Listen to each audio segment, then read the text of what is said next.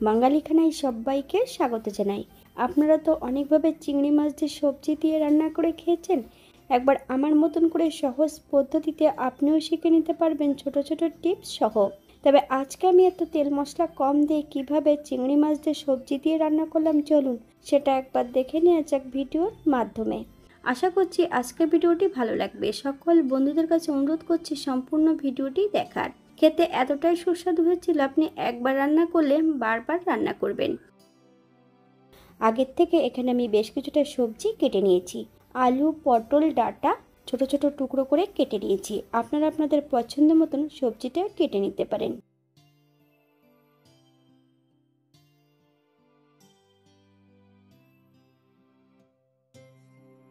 অপর দিক থেকে একটা কড়াইতে বেশ কিছুটা সাদা তেল অ্যাড করেছি। একটু লবণ হলুদ দিয়ে আলুগুলো প্রথমে ভেজে নেব।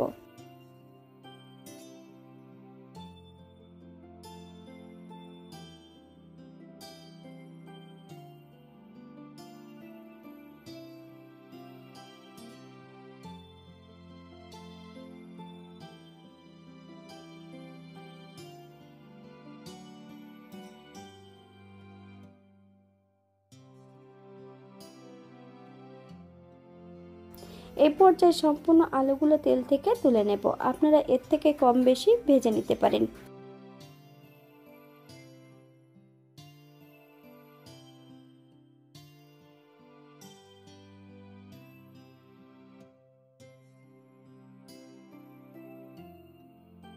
একই তেলে আমি এবার পটলগুলোও ভেজে নেব। বাঙালি রান্না ঘরোয়া উপকরণ দিয়ে। আপনাদের যদি রান্নাগুলো পছন্দ হয় তাহলে চ্যানেলটি সাবস্ক্রাইব করে দিয়ে পাশে থাকবেন। পাশে থাকা বেলটি বাজিয়ে দেবেন, নইলে নিত্য নতুন রান্নার নোটিফিকেশন পাবেন না।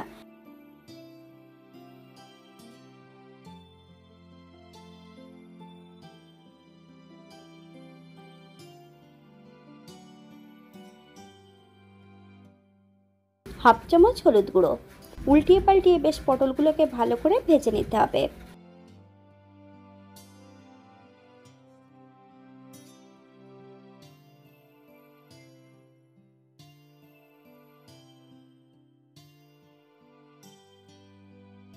এই পর্যায়ে সম্পূর্ণ পটলগুলো তেল থেকে তুলে নেব। কড়াইতে আবার নতুন করে আমি তেল অ্যাড করব। ফোড়নে রেখেছি সাদা জিরে। ফোড়ন থেকে সুগন্ধ বেরোলে একটা পাত্রে সম্পূর্ণ ভাজা জিরেটা তুলে রেখে দিতে হবে।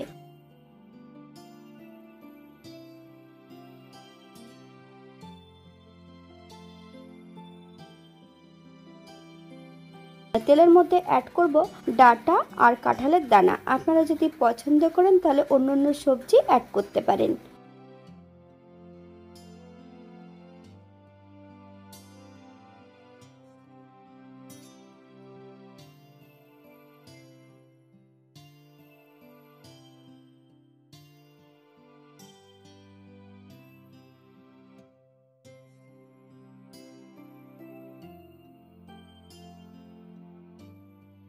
এক চামচ লবণ।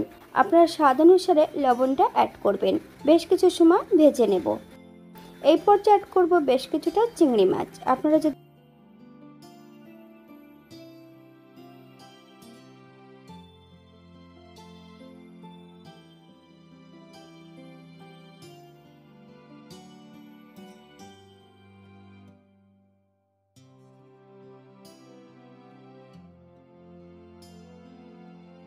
কটা কাঁচা লঙ্কা, আমি এখানে ফালি দিয়ে লঙ্কা অ্যাড করেছি।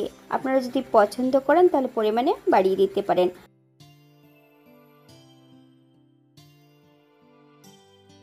হাফ চামচ হলুদ গুঁড়ো।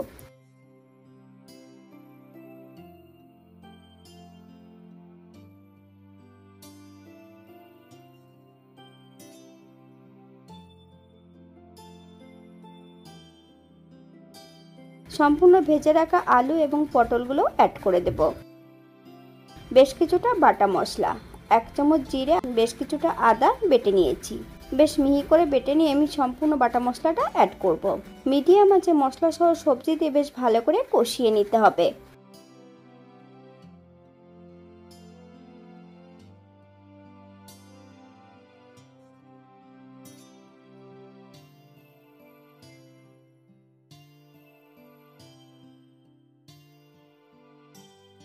এখানে আমি গ্রেভির জন্য 1 কাপ জল অ্যাড করব।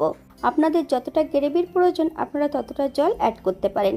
7 থেকে 8 মিনিটের জন্য মিডিয়াম আঁচে ঢাকা দিয়ে রেখে দেব।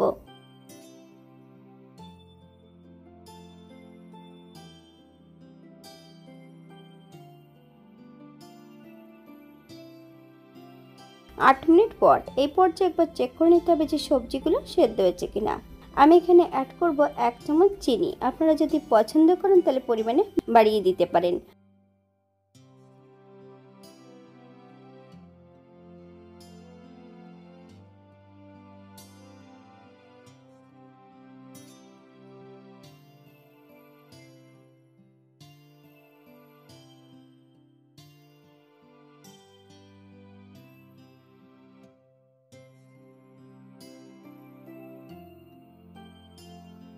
এই পর্যায়ে অ্যাড করব ভেজে রাখা সম্পূর্ণ জিরে। হালকা হাতে নেড়েচেড়ে মিশিয়ে দেব।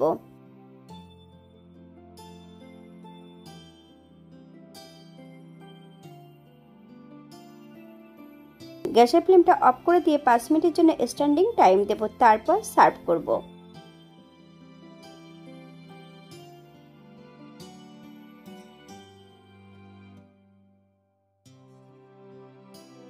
এটা দেখতে যেমন ভারী সুন্দর হয়েছে, এটা গরম ভাতে খেতে কিন্তু অসম্ভব ভালো হয়েছিল।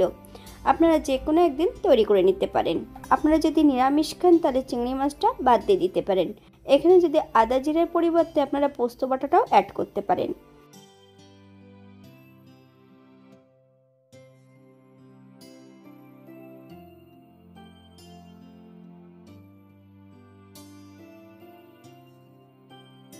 আজকের ভিডিওটি এই পর্যন্ত। সবাই সুস্থ থাকবেন, ভালো থাকবেন। অন্যদিন নতুন রেসিপি নিয়ে আপনাদের সামনে আবার আমি হাজির হব। নতুন ও পুরনো সকল বন্ধুদের অসংখ্য ধন্যবাদ ভিডিওটি দেখার জন্য। হাতে যদি সময় থাকে তাহলে একটা লাইক, কমেন্ট, শেয়ার করবেন।